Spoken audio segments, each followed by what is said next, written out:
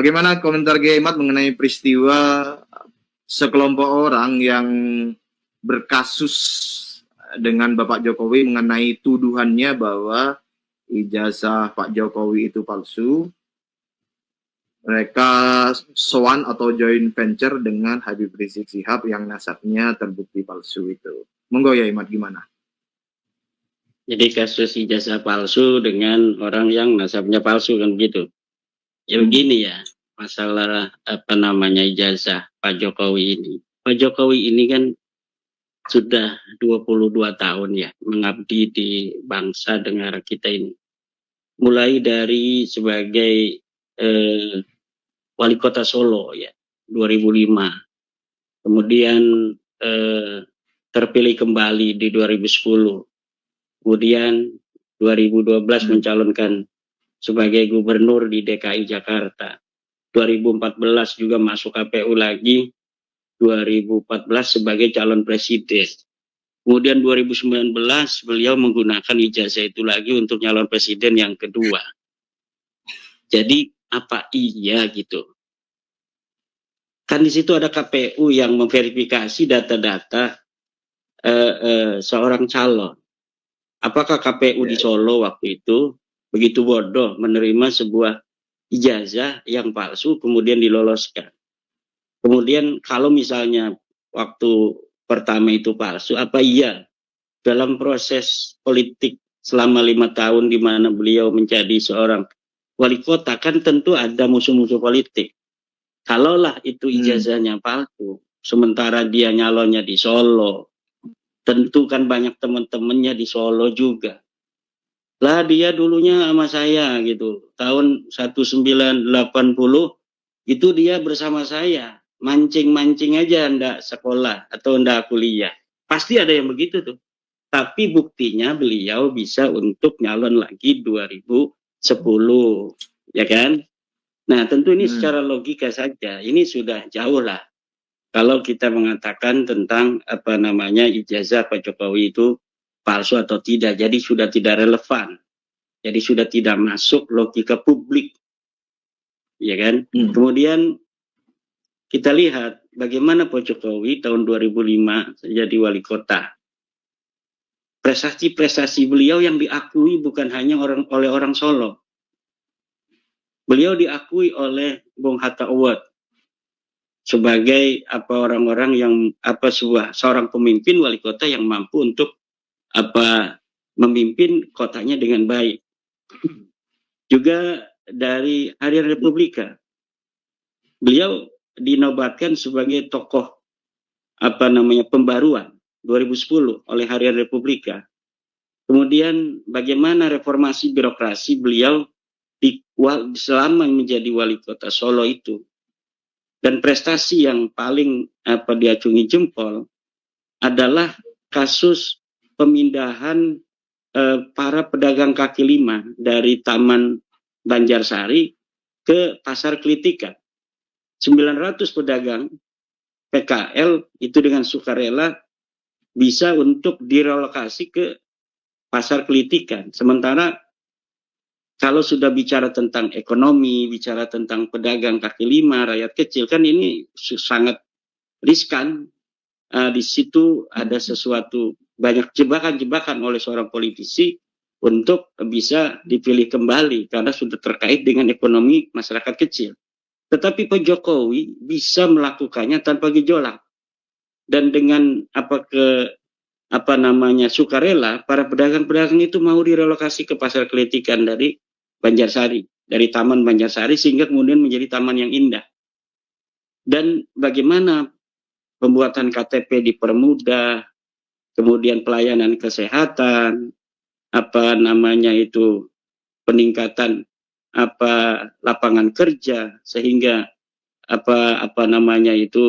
pengangguran dikurangi dan lain sebagainya.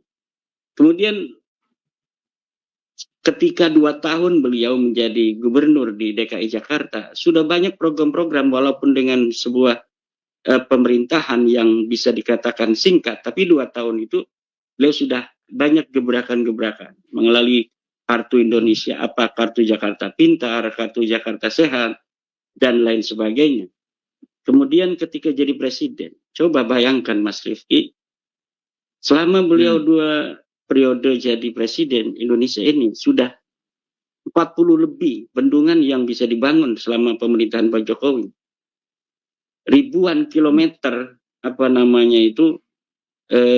nasional itu dibangun oleh Pak Jokowi. Mungkin mencapai 6.000 kilometer jalan nasional. Kemudian 2.700 jalan tol. Hingga kita ke Surabaya itu sekarang 9 atau 10 jam sudah nyampe. Kemudian jalan desa, Bang Rifki. Coba jalan desa itu 300.000 kilometer jalan desa dibangun oleh Pak Jokowi selama pemerintahannya. Kemudian jembatan di desa-desa itu 2 juta meter jembatan desa bisa dibangun oleh Pak Jokowi. Kemudian pelabuhan dan bandara itu bisa dibangun oleh Pak Jokowi. Kemudian IKN, ini adalah mercusuar IKN ini yang harus dilanjutkan. Karena ini adalah merupakan jawaban dari berbagai macam permasalahan DKI Jakarta. Pemerataan pembangunan antara Indonesia, Pulau Jawa dengan pulau lainnya. Nah ini mampu dilakukan dengan keberanian dan kecerdasan oleh Pak Jokowi tanpa banyak ngomong kan. Lalu tiba-tiba hari ini ada orang ketika Pak Jokowi sudah selesai menjalankan tugas sebagai pemimpin yang diakui oleh dunia, juga diakui sendiri oleh Bapak Presiden kita yang ke-8 hari ini, Bapak Prabowo, bahwa Bapak Jokowi sebagai Presiden ke-7 itu telah mampu membawa Indonesia ini sampai pada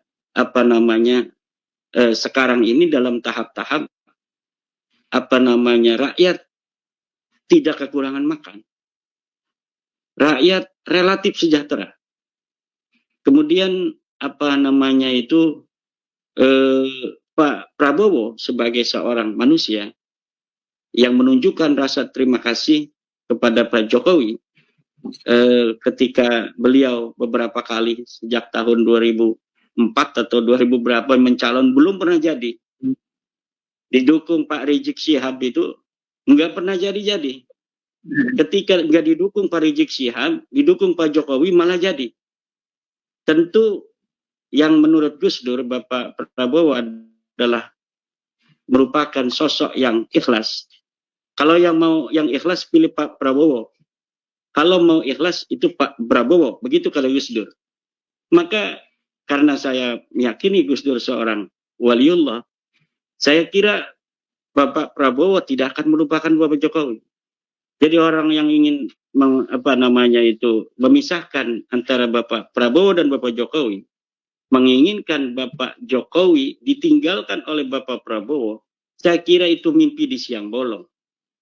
Usaha-usaha ijazah palsu ini dikemukakan, kemudian juga merupakan sebuah upaya-upaya itu. Bagaimana seorang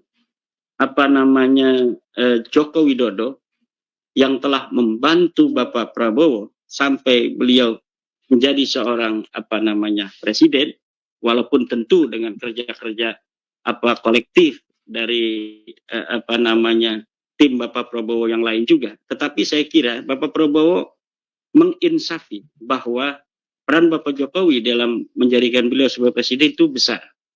Nah, dari situ usaha-usaha untuk memisahkan antara Bapak Prabowo dan Bapak Jokowi adalah mimpi di siang bolong. Dan usaha-usaha yang aneh lagi adalah usaha untuk bagaimana Bapak Gibran ini dimajukan sebagai wakil presiden.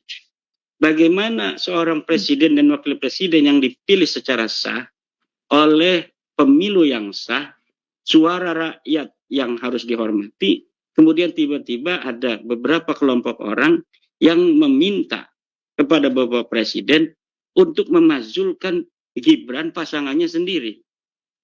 Saya kira ini cara berpikir yang ada masalah di sana. Nah, kalau dia mempermasalahkan atau mereka mempermasalahkan Bapak Gibran, berarti mempermasalahkan juga Bapak Prabowo. Ketika mempermasalahkan kedudukan Bapak Gibran Rakabuming Raka sebagai wakil presiden yang sah yang dipilih secara demokratis oleh suara rakyat, kemudian dipermasalahkan karena katanya ada sesuatu yang cacat secara secara konstitusi. Seharusnya dipermasalahkannya itu adalah ketika sedang kampanye. Jangan orang-orang yang sekarang menggugat itu bahkan ikut kampanye mendukung calon lainnya. Dia tidak sama sekali tidak mempermasalahkan tentang legitimasi disahkannya Bapak Gibran sebagai calon wakil presiden. Justru ketika sudah selesai tahapan pemilu itu dan Bapak Gibran ditetapkan sebagai wakil presiden Republik Indonesia, kemudian baru dipermasalahkan dan diusulkan untuk dimajukan. Tentu Bapak Prabowo sebagai orang yang bijaksana, orang yang cerdas dalam politik, orang yang sudah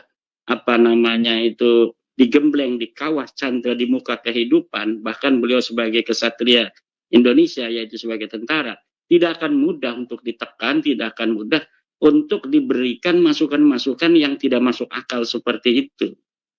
Dan saya kira kasus ijazah palsu itu kemarin ada kaitan pula dengan upaya-upaya secara politik untuk mendelegitimasi bukan hanya Pak Jokowi sebagai target, juga di situ Bapak Wakil Presiden Gibran Rakabuming Raka juga menjadi target.